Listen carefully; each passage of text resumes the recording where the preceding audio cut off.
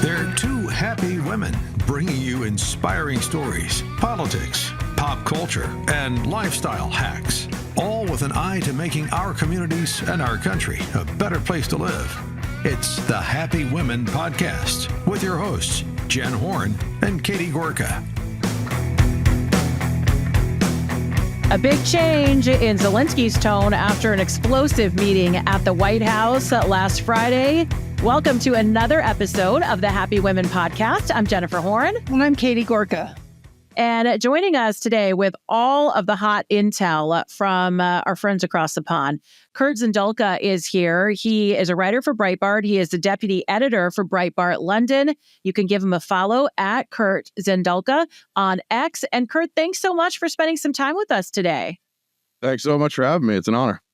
So I'm looking forward to unpacking what the Europeans think about the Zelensky meeting on Friday, but I guess that's where we start. Our media, of course, I mean, maybe one of the craziest things is to see our media, to see people on Facebook with the Ukraine flag furled out everywhere. Look, I think it is totally possible for you to say you want an end to this war, that you want peace, without saying that you are pro-Putin. I don't know why that is so hard for leftists to understand. It has always been my position that we can be against Vladimir Putin and communism and still not dump millions of dollars and billions of dollars into a hole where no one's going to win, ever. I mean, it's going to be a stalemate, Kurt. But we've seen a change from Zelensky today. He seems that he wants to play nice. First, tell us about that meeting. What did you think about President Trump and Zelensky and JD Vance, who looked very strong in that interaction with Zelensky? Yeah, that's certainly true. Vance came off very strong. I think the media, both in the United States and abroad, went into complete meltdown mode, trying to do damage control, really, for Zelensky, who really stepped out of turn. It was really just to sign the minerals deal and the economic agreement with the United States. And then he blew up the whole thing by questioning the power of American diplomacy, essentially, in front of the world's cameras and in front of the president and the vice president in the Oval Office. So he made a big mistake, I think. And he quickly, like the next morning, after getting ejected from the White House, he quickly flew off to London, where he met with over a dozen EU leaders and met with the Prime Minister of Britain. And they essentially just puffed him right back up, I think, giving him a lot of empty promises, in my opinion. They don't have a whole lot to back it up like the United States does. But he came out of that summit in London saying, oh, there's no ceasefire anytime soon. This war is going to keep on going for a very, very long time. And then shortly after that, President Trump came in and said, well, if you're going to play like that, we're cutting off aid. And then it seems like Zelensky is being forced to come and reckon with reality now. So I just have to dive into some of the controversy around Zelensky, because so on the one hand, my position has been Russia had no right to invade another country. And if you don't put a stop to that kind of thing, right, who knows where it goes. And of course, the great lesson there is Hitler. So I always felt that we were right to support Ukraine in the sense that Russia did not have the right to do what they did. On the flip side, even putting aside the whole fact that it has been a black hole and all kinds of corruption. But here's the thing that's really the mystery to me. I was so stunned when I happened to stumble on the TV show in which Zelensky plays a high school teacher, I think, who stumbles into the position of running for prime minister of his country. Like, I was so mystified by that. So, of course, now you're seeing articles about how he's the tool of a Ukrainian billionaire and this was all a setup. Where does the truth lie? Where do you think the truth lies in this story? Well, I think he certainly did come out of nowhere. He was, as you say, a comedian a long time in Ukraine, and he did, ironically, play the president of Ukraine on a TV show. And yeah, like Ukraine is one of the most corrupt countries in Europe. It has been for a very long time since it left the Soviet Union. I don't think anyone's particularly clean in Ukraine. Who knows to what regard exactly Zelensky falls into that regard. But But I think Zelensky handled himself interestingly well during the Biden administration as far as getting all of the world support. Like, not everyone expected him to last more than a couple days after the Russians invaded. You sort of expected him to jump on a helicopter to Paris, but he stayed, and he's prevented the Russians from taking over the whole country. So there is some praise to be had for Zelensky. But I think where he gets into trouble now is that he's been hailed as this messianic figure by all of Europe, essentially, for the past 3 years, and no one's ever told him no. And this is the first time that a president in the White House is saying, nope, you're going to have to abide by our terms if we're funding this war. And we're funding essentially his whole government right now. And I think that really is shaken Zelensky. And I think that's really one of the big reasons why that Oval Office meeting blew up the way that it did. You're the European expert, Kurt. So I'm just going to tell you from my perspective, when you say, and I think I've heard a lot of the news media say that they're kind of puffing up Zelensky, I think these Europeans have no intention of letting him into NATO. I think the countries have no intention into letting him into NATO. I think they are lying to him. I think they're gaming everybody. You can tell me if I'm right in that assessment or not. I just don't believe it. I don't see it happening. And I wonder if this pushback over the weekend, and it's surprising because the Prime Minister Starmer seemed to be really friendly with President Trump, and they're talking about trade deals, which we can get to in a second, and all of that. But it's interesting to see how they all rallied around Zelensky, yet everybody's saying, well, Europe will be there to protect you, but we still need America's buy-in. That's like the dirty little secret that they don't want to say out loud. So is there pushback because they just don't like Trump? They want to stand up against big bad Trump, or are they legitimately standing with Ukraine? I think there's definitely a little bit of the anti-Trump sentiment. I mean, Starmer and his whole party have been very critical of Trump for a very long time until basically yesterday. Now that they need him again. But I think one of the things to think about in terms of the European reactions that we're seeing right now, all this tough talk, you have to take it in the context that Starmer in England, Macron in France, these are deeply unpopular leaders right now. They have big domestic problems, from the migration crisis to the big budget crisis in both England and France, in the UK and France.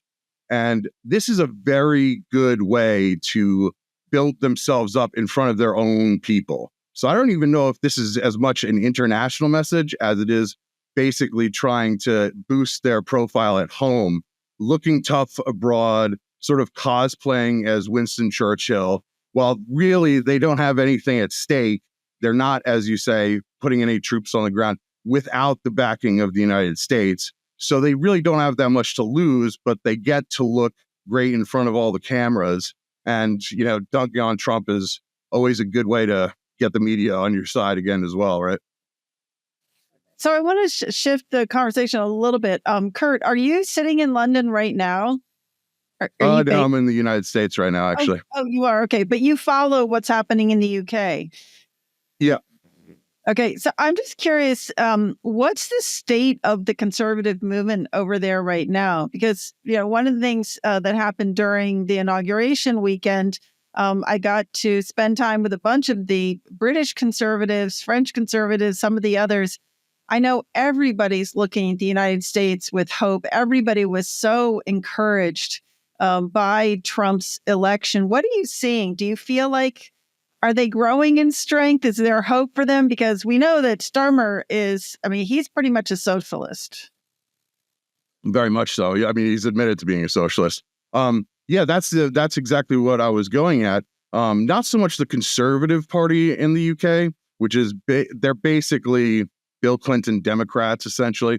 But there is Nigel Farage's Reform UK Party, which over the past month has been topping the governing Labour Party in all of the national polls. And wow. Starmer definitely sees Nigel Farage, who led the Brexit movement, as a big threat. And I think that's one of the big reasons why he's trying to use international affairs to make himself more of a legitimate prime minister, because he got elected last year on a little over 30% of the vote.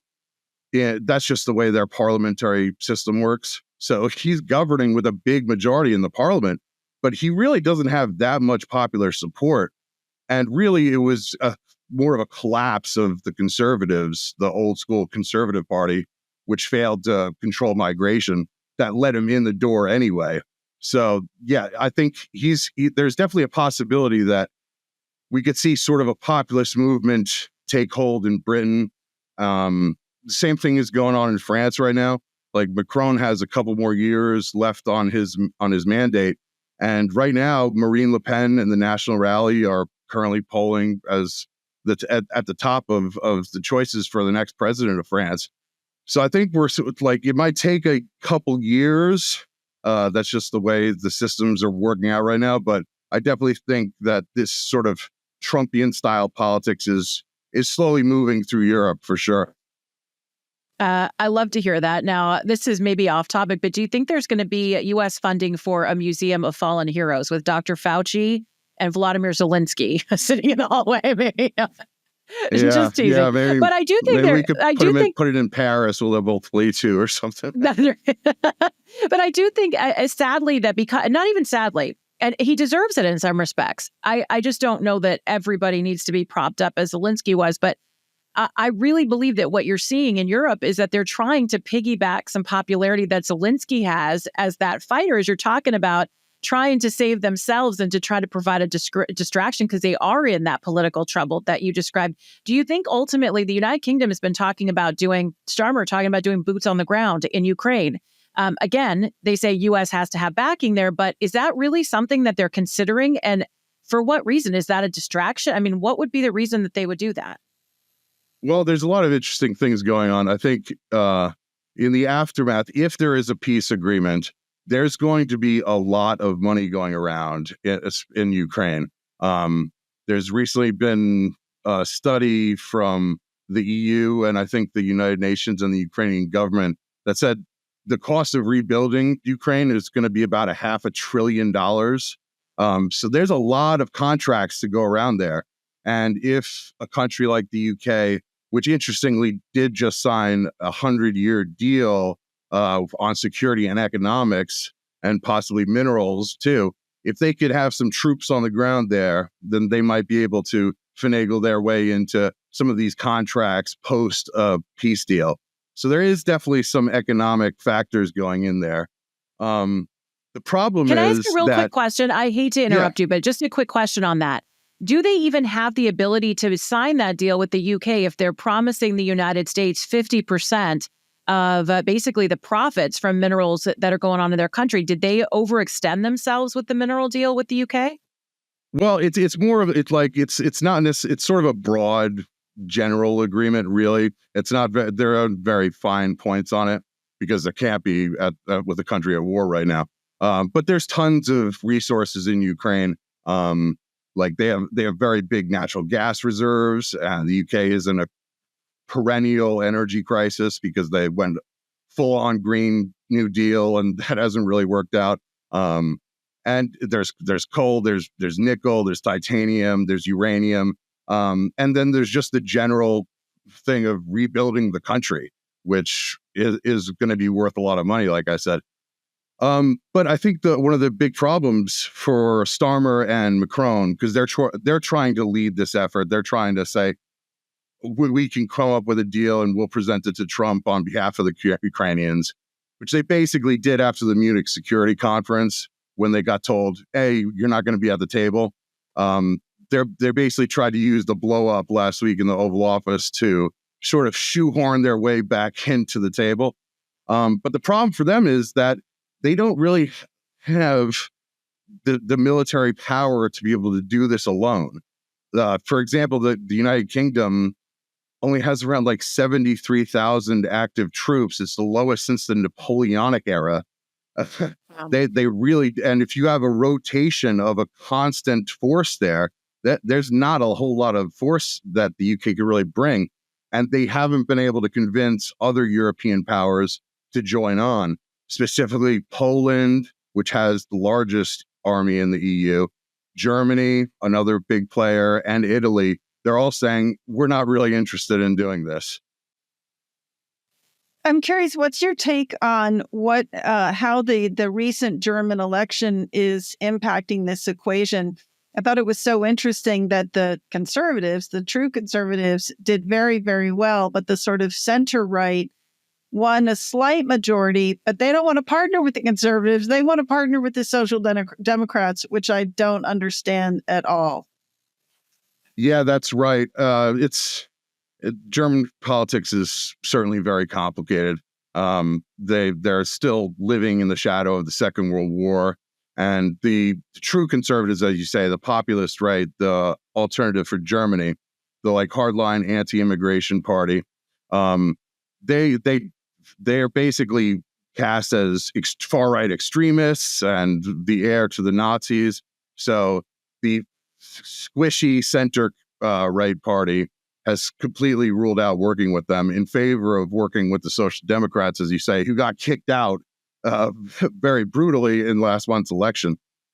Clearly rejected by the people, but they're going to be in power again. It's interesting. Germany is sort of in a tough spot, I would say. They're because basically they haven't had a really working military since the Second World War. And they specifically under Ursula von der Leyen, who's now the EU chief, she used to be the defense minister and basically decimated what little they had. So they don't really want to commit any sort of big force to Ukraine because then they sort of feel they're not defended at home. And so I think it's going to be tough. They did say it does look like the new incoming government, whenever that will, is going to be investing heavily in defense. And that's the funny thing about all of this. All these European leaders are saying, oh, Trump's a unreliable ally, blah, blah, blah. And basically their conclusion is to do what Trump has been asking them to do for a decade now in investing in their own defense so they can protect themselves. So it does seem like the rhetoric might be kind of weird, but it does look like they're actually kind of doing what Trump wants.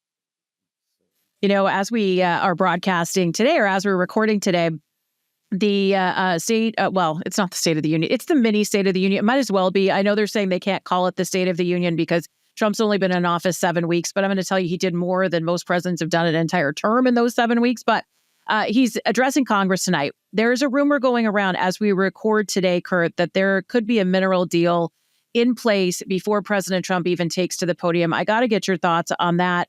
I mean, clearly, this was supposed to be, at least a framework was supposed to be signed on Friday. Zelensky came out on Tuesday and totally changed his tune with the aid being cut off, saying, I made some bad choices. That was a regrettable meeting. I apologize. I want to do the deal. What are you hearing about this? Because this was really a wink and a nod to Zelensky saying, we're going to secure you. We just don't want to say that out loud. We don't want to say that so Putin doesn't hear it, but we've got American interests here now. We are going to secure that. And I've heard that they also built in some protection for Zelensky's family if and when he leaves office so that at least Putin doesn't go after them. So what are you hearing about the potential of a deal being done as we sit here together today? Hey guys, Jen here. And you know what they say, right? You can't avoid death, you can't avoid taxes, and you certainly can't avoid aging. But you don't have to go quietly into old age. No, fight back like Katie and I. As we age, we're all dealing with more aches and pains, thinning hair, and wrinkling skin. Even our nails start to get a little more brittle. Well, I want to tell you about an amazing new product that I have been using literally every single day, and sometimes even at night too. It's called Revive, and it's from Bright Core Nutrition. It is an easy to mix multi-collagen powder that helps strengthen your bones and your joints. Makes you feel really good. And the best thing about Revive is that it works from the inside out. It's also going to help you rejuvenate your skin, help you grow back thicker, healthier hair, and strengthen those brittle nails. Revive is special because it contains 5 types of collagen, hyaluronic acid, biotin, and vitamin C, which works synergistically to make you feel and look younger than ever. It is spectacular.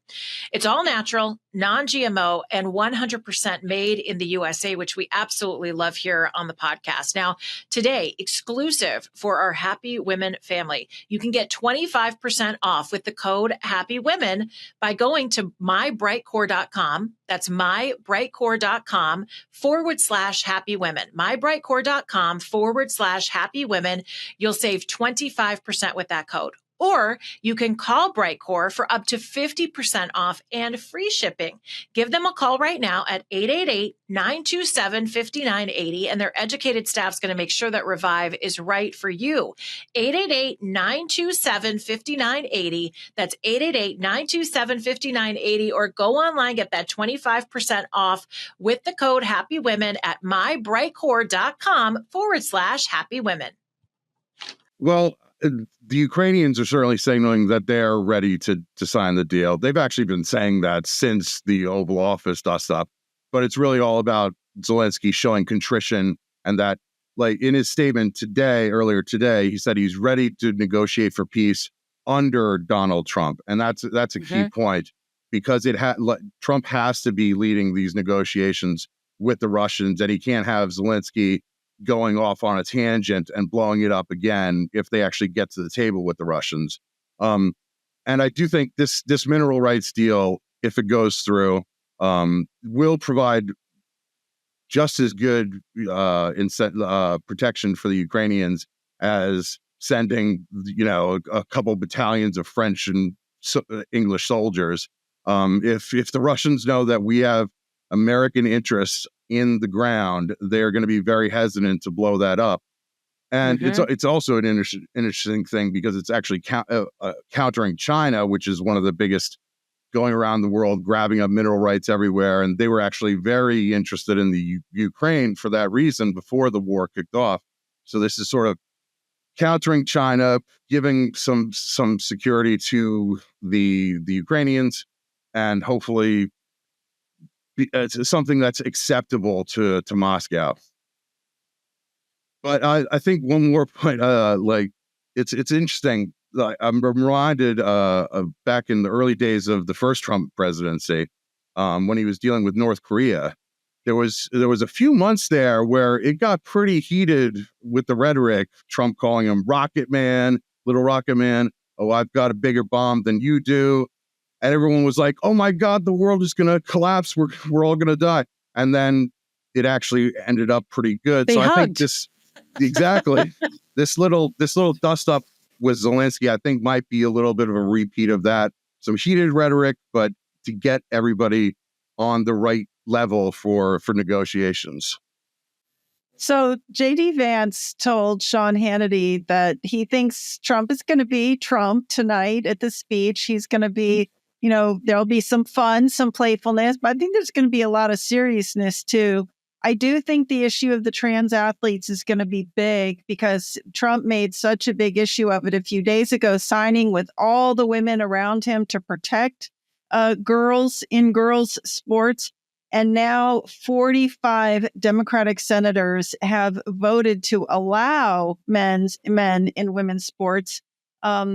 I know that one of the guests that Trump is going to have in the House tonight is Peyton McNabb. She's that 19-year-old volleyball player who got, I think, a traumatic brain injury because she got spiked in the head by a male trans athlete. So she's going to be there. But aside from this, what are we expecting from tonight? Do you think it's going to be classic Trump? And I will just also say, on a personal note, okay, I think his best ever speech was probably the Warsaw speech. But for me, I think my second favorite speech was, and I don't remember which one it was, but it was one of his State of the Union addresses. I think there's something about him when he gets into that room, the grandeur of it, the seriousness of it, the audience knowing that the world is watching him. I think he is at his presidential best.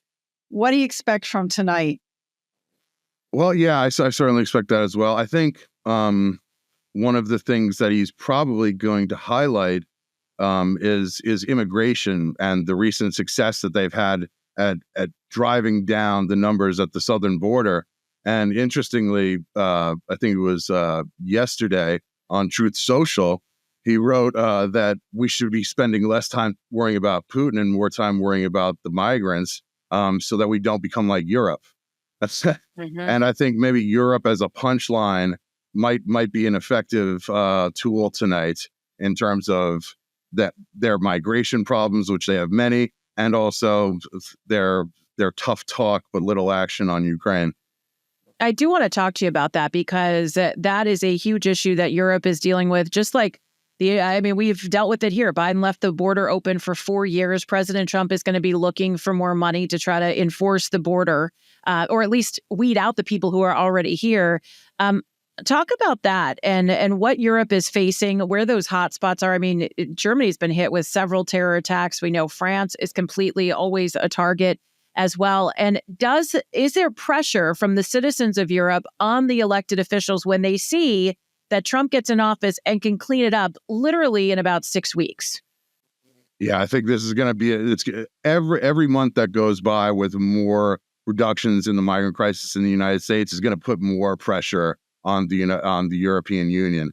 And we've certainly been seeing big switches in the voting patterns across Europe.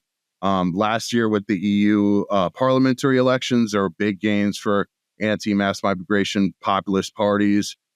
Recently in Germany, the AfD, like we said earlier, had its best results ever in the history of its party, and they ran on a strict, hard border line. And to be fair, so did the incoming likely German chancellor. We'll see if he could actually live up to it, being that he's going to be paired with socialists who are not interested in doing that. But we've also seen, Prime Minister Meloni in Italy. She's had some pretty big successes over the past year. I think she's been able to drive down illegal immigrants into Italy by about 60%. So she's certainly becoming a role model across Europe.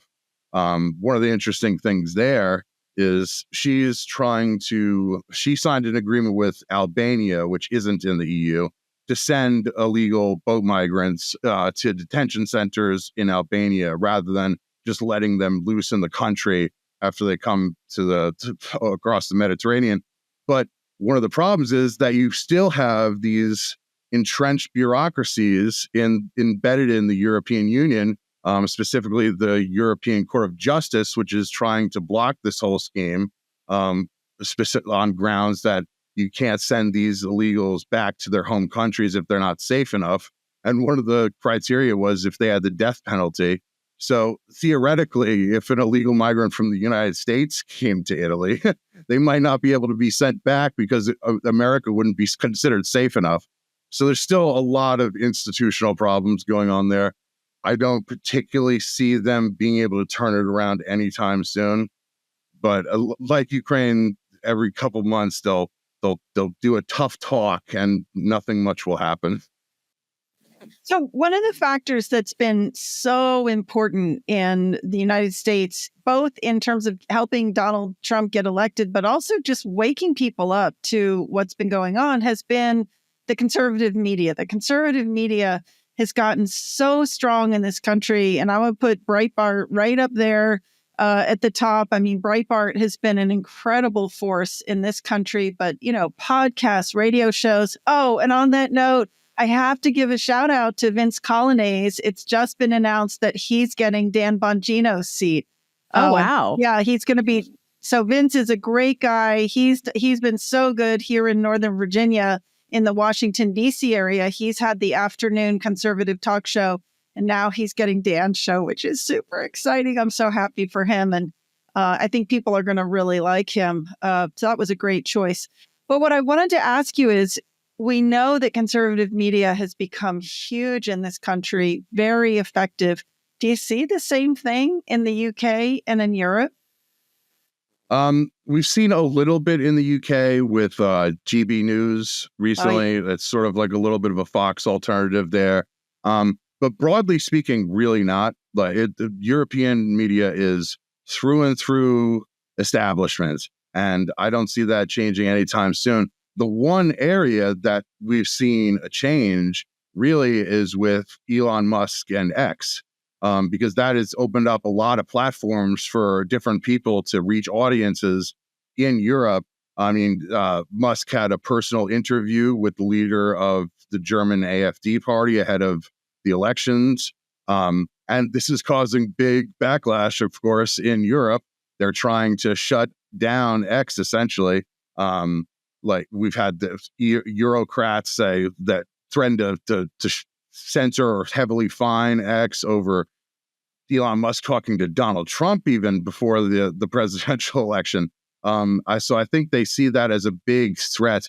And you have both in the UK and the EU relatively new laws, the Digital Services Act in the EU and the Online Safety Act in Britain. And both of these can be used to impose billions and billions of fines on social media companies if they promote hate speech or disinformation or any other vague buzzwords that these types of people like to throw around. And that's going to be, I think, a really big fault line on the trade war with Europe and the United States, because Musk is, as we all know, heavily aligned with the Trump administration. And Vance has been very forward about saying, look, if you find these American companies for free speech, what are we doing trading with you? So I think that's going to be definitely a big narrative going forward to see who wins out on that. All right. I have two more questions. I know we're almost out of time. I don't want to take too much of your time, Kurt, but got to ask you about the response to JD Vance's speech, his Munich speech, which I think was big and was hitting all of those issues about freedom of speech that I think needed to be hit, number one. And then your projection for what could be a tariff war. You think the UK, I mean, Starmer looked like he and Trump were going to do maybe like 2% on each side. It looked like everything was smooth sailing. Is that legit?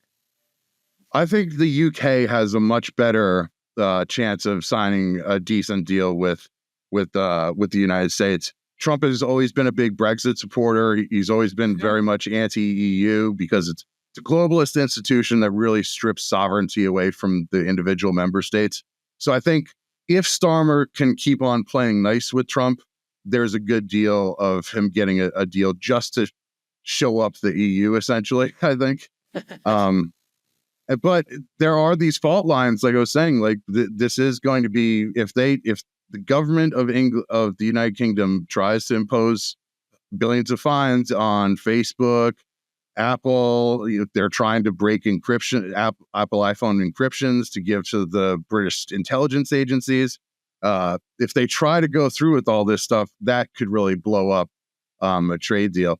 And the reality is Vance got a lot of flack for his speech in Munich, but he keeps on getting proven right. I mean, he was talking about how protesters are getting locked up for standing outside and silently praying outside abortion clinics in the UK. And literally the next week, a 74-year-old grandmother was arrested for a silent vigil.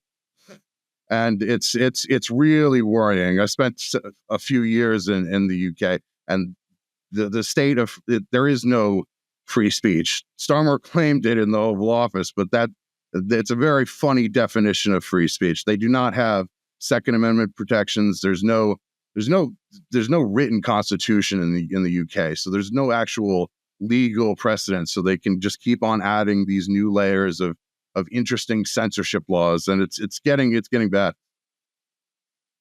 Well, we appreciate your time, Kurt. Thank you so much for giving us all that information.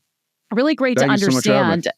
How the UK and how the EU is consuming all of the action of the Trump administration. Make sure you give him a follow at Kurt Zindulka. He is a writer for Breitbart and deputy editor for Breitbart London. And we appreciate you, Kurt. Don't forget, you can get Katie's book. It's still available for you. Next Gen Marxism is the title. You can connect with her at katiegorka.org. You can find her on Facebook. Just search for Catherine Gorka.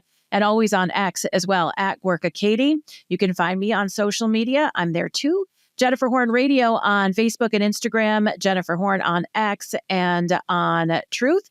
And those 5-star reviews, guys, we really appreciate them. Continue to share Happy Women with your friends. It really means a lot to hear from you and get your comments and see your reviews and have you share us. You can connect on all of our platforms at SalemPodcastNetwork.com/Happy Women. Thanks so much for joining us. It's another episode of the Happy Women Podcast.